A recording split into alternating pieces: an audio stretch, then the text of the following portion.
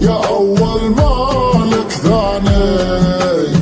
وين الغرام بكره تعرف أحبابك، إذا جفوك أصحابك صار الندم ينتابك، مالك كلام.